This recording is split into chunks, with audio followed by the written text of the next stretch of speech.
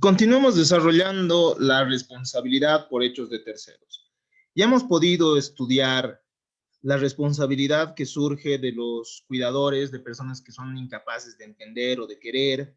Hemos visto también la responsabilidad de los padres, la responsabilidad de los maestros, por los daños que sean ocasionados por los estudiantes menores de edad, por ejemplo, o por los padres respecto de sus hijos, ¿no? Hemos revisado el artículo 989 que nos establece textualmente lo siguiente: el resarcimiento del daño causado por el menor de 10 años o por el incapacitado de querer o entender se debe por quien estaba obligado a la vigilancia del incapaz, excepto si se prueba que no se pudo impedir el hecho. El artículo 990, por su parte, establece que el padre, la madre o el tutor deben resarcir el daño causado por sus hijos menores, no emancipados o por los menores sujetos a tutela que vivan con ellos, excepto si se prueba que no pudieron impedir el hecho. Entonces ya podemos ver ahí también la responsabilidad por hechos generados por terceros. El artículo 991, por otro lado, nos establece la responsabilidad de los maestros y de los que enseñan un oficio. Los profesores o maestros y los que enseñan un oficio tienen que resarcir el daño causado por sus discípulos y aprendices menores de edad, no emancipado, estando bajo su vigilancia, excepto si prueban que no pudieron impedir el hecho. Esto ya nosotros lo hemos podido analizar. Pero además de aquellas personas que tienen a su cuidado a otras, existe la posibilidad que otros terceros sean responsables. Así lo podemos establecer del artículo 992 del Código Civil Boliviano, que establece la responsabilidad de los patronos y comitentes. Establece textualmente entonces lo siguiente: los patronos y comitentes son responsables del daño causado por sus domésticos y empleados en el ejercicio de los trabajos que les encomendaren.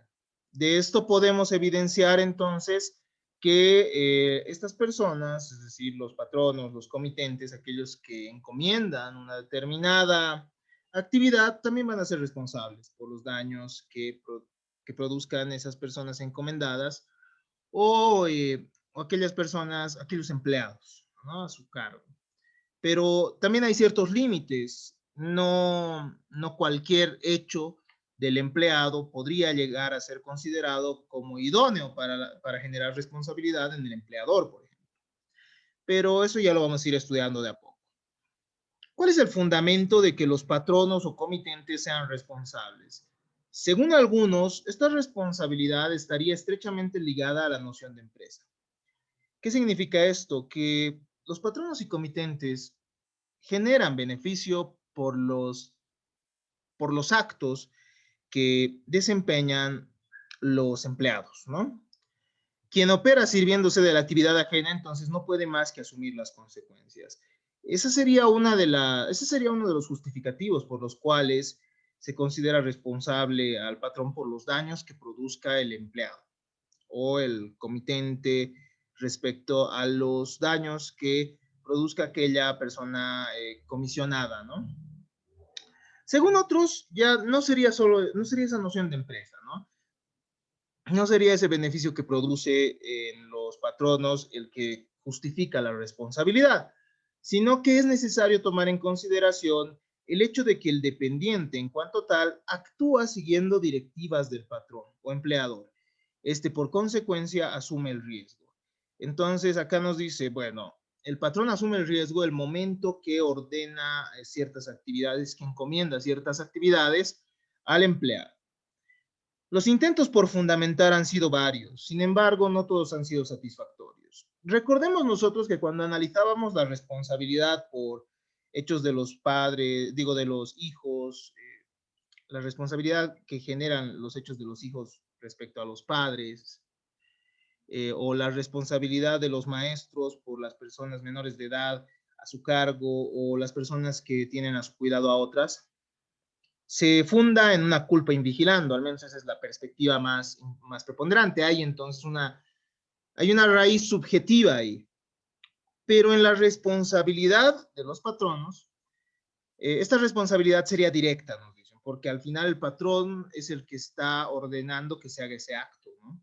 Y se considera que el responsable del daño no es quien lo ha causado, sino a quien se le ha asignado el riesgo. Por lo tanto, terminaría siendo objetiva. Objetiva. Este tipo de responsabilidad es objetiva porque el patrón, en el momento en que encomienda ciertos actos, asume el riesgo. Pero no cualquier acto del dependiente, no cualquier acto del empleado puede llegar a ser considerado como idóneo para generar la responsabilidad del patrón. Es necesario al menos que existan dos presupuestos, según nos establece la doctrina.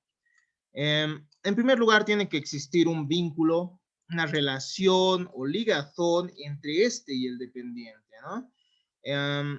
No puede tratarse, por ejemplo, de alguien que diga, estoy obrando en nombre de esta otra persona, pero que no exista una relación, un vínculo que los una, ¿no? Muchas veces ustedes han debido ver personas que se atribuyen ser empleados de una empresa, por ejemplo. Entonces, en este caso, no habría responsabilidad de esa empresa, ¿no? Tal vez hay gente que realiza, por ejemplo, conexiones clandestinas diciendo que es de una empresa, entonces ahí la empresa no sería la responsable porque no existiría un vínculo entre estas personas y la empresa.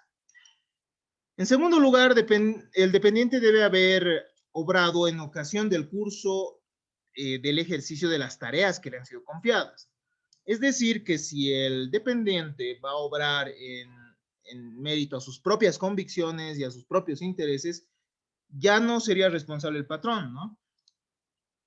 Tal vez una persona, por ejemplo, decide destruir el auto de otra y lo hace en horario de trabajo. Esto no significa que el patrón de esta persona tenga que ser el responsable, es decir, el empleador.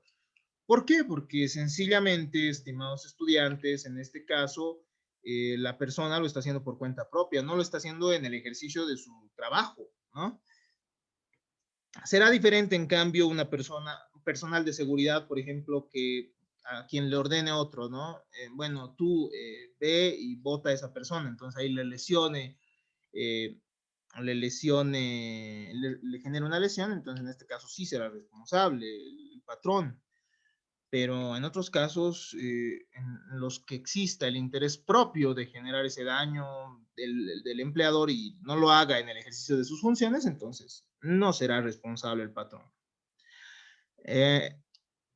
La jurisprudencia francesa considera, respecto a esa subordinación, que debe implicar obrar por cuenta ajena, es decir, cuando el patrón es responsable siempre y cuando el empleado obre por cuenta de él, es decir, por cuenta del empleador, por las órdenes del empleador. En caso de obrar el agente del daño por cuenta de terceros, el empleador no es responsable, ¿no? Entonces puede ser que una persona esté en horarios de trabajo, pero una persona se dedica a repartir pedidos, supongamos, ¿no? Pero en el camino ha decidido también transportar a alguien, ¿no? Entonces, y atropella a otra persona, pero no porque está llevando un pedido, sino porque está, no en el ejercicio de transportar el pedido, sino transportando a otra persona y cobrando a esa persona por eso. Entonces, puede ser que esté obrando también en nombre de alguien más. En esas circunstancias, el patrón no será el responsable. Tiene que existir una relación de dependencia, como habíamos dicho hace un instante.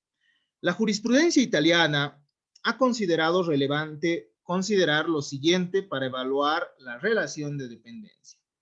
En primer lugar, para que una persona sea dependiente, tiene que haber un poder de dirección y de vigilancia por parte del empleador, ¿no? Es decir, que el comitente responde solo si el dependiente no tiene autonomía decisional propia, es decir, si se somete a horarios, si cumple órdenes. Esta persona, el empleador, el comitente, es responsable por los hechos que genere esta otra persona, el empleado, en el ejercicio de sus funciones. Un abogado, por ejemplo, no tiene ese poder de vigilancia. Bueno, Un cliente respecto al abogado no tiene ese poder de vigilancia, ¿no? Entonces el abogado no podrá decir, es que yo estaba obrando en nombre de un tercero al generar ese daño. No. ¿Por qué? Porque no es que estemos ante... El abogado es un profesional independiente, es decir, que no va a estar sometido a esos deberes de vigilancia necesariamente. En segundo lugar, si existe dolo o culpa intencional, es razonable excluir la responsabilidad, ¿no? Si el empleado lo ha hecho con dolo o culpa intencional, es decir, tenía la plena intención de generar ese daño, o entonces en este caso no tendría sentido que el empleador, el comitente sea responsable, ¿no? La duración temporal de la relación o el carácter esporádico no es importante. Puede ser que uno esté obrando en nombre de otro, pero solo en una actividad concreta, entonces podría llegar a ser responsable también el comitente. No se requiere que haya una relación larga de dependencia, ¿no? Una relación temporal amplia, digamos así. Entonces, estimados estudiantes, estos son algunos aspectos a considerarse en lo que respecta a la relación de dependencia. Las causas de exoneración de responsabilidad pueden ser diversas y lo importante también es considerar acá que el nexo de causalidad puede romperse, ¿no? Nosotros ya hemos visto que el nexo de causalidad puede romperse por el caso fortuito, por la fuerza mayor, por el dolo por la culpa de la víctima o por el hecho de un tercero. A ver, analicemos un poco de esto. El artículo 992 que ya hemos leído nos dice nuevamente, vamos a dar lectura, los patronos y comitentes son responsables por el daño causado por sus domésticos y empleados en el ejercicio de los trabajos que les encomienden. Esta responsabilidad parecería no dejar un espacio para pruebas contrarias, ¿no? Sin embargo, si bien es objetiva si bien este tipo de responsabilidad es objetivo, no es absoluto, es decir, puede exonerarse de la responsabilidad siempre y cuando existan ciertas rupturas del nexo causal, ¿no? Esta responsabilidad entonces puede exonerarse en caso de los siguientes, de que existan los siguientes aspectos, ¿no? En primer lugar, la falta de nexo de dependencia. Si se demuestra que no había dependencia del empleado, o sea, si no había esa relación de dependencia, por ejemplo, ¿no? Un profesional obra por cuenta propia, con decisiones propias, un arquitecto, por ejemplo, sobre la casa que está construyendo, es responsable por esos hechos, porque tiene autonomía en sus labores. Pero es diferente a un empleado como tal, alguien que trabaja en una institución, que debe cumplir con órdenes. Entonces, tiene que haber ese nexo de dependencia bajo estas reglas que nosotros hemos estudiado también. Si no hay nexo de dependencia, entonces no hay responsabilidad del patrón. En segundo lugar, si hay dolo del dependiente, en ese caso tampoco es responsable el patrón, ¿no? ¿Por qué? Porque el responsable por cuenta propia sería el empleado, ¿no? En este caso. También se podrá romper el nexo de causalidad, como habíamos dicho, mediante lo que ya hemos estudiado. En un momento más vamos a recordar.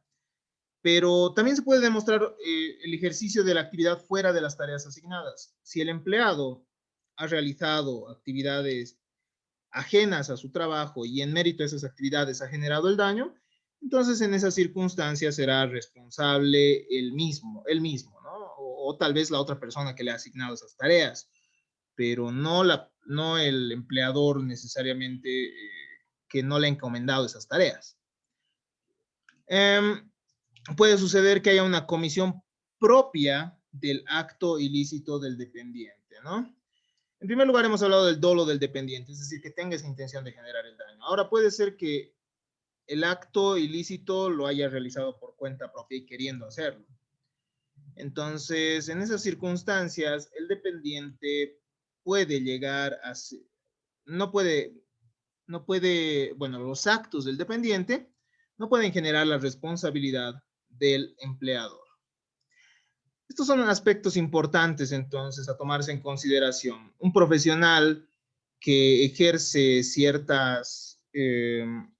que ejerce libremente su profesión y que desarrolla sus actividades con independencia no podrá ser responsable, no podrá decir que su cliente es el responsable porque le ha encomendado esa tarea, ¿no?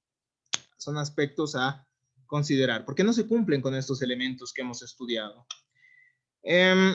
También puede darse la ruptura del nexo causal por un caso fortuito, fuerza mayor, es decir, que la fuerza mayor o el caso fortuito, es decir, hechos de la naturaleza de trascendencia o hechos del hombre igual de trascendencia, sean los que determinen, ¿no? El daño. Entonces, en este caso sí hay una ruptura del nexo causal y no habría habido ahí ese daño, no se le puede atribuir ahí el daño al dependiente y por tanto al patrón, ¿no? También puede darse la culpa de la víctima, puede darse la responsabilidad de un tercero, y si un tercero es el responsable, entonces él tendrá que responder por el daño, y no así el patrón o el empleador del dependiente que supuestamente hubiese generado el daño. Entonces, otro límite, como habíamos dicho, es que el daño tiene que producirse en ejercicio de las labores. Desde luego, el principal no va a responder por cualquier daño que cause su subordinado, sino solamente aquellos que tengan relación con la función encomendada. Y bueno, el problema es decir, es delimitar cuáles son esas actividades relacionadas con la función encomendada. No es tan fácil determinar entonces cuáles son los límites de la función encomendada, ¿no? La función encomendada por el principal. ¿Hasta dónde llega razonablemente ese interés del empleador? De modo que atribuirle la responsabilidad por los hechos que ejecuta el dependiente resulta algo complejo.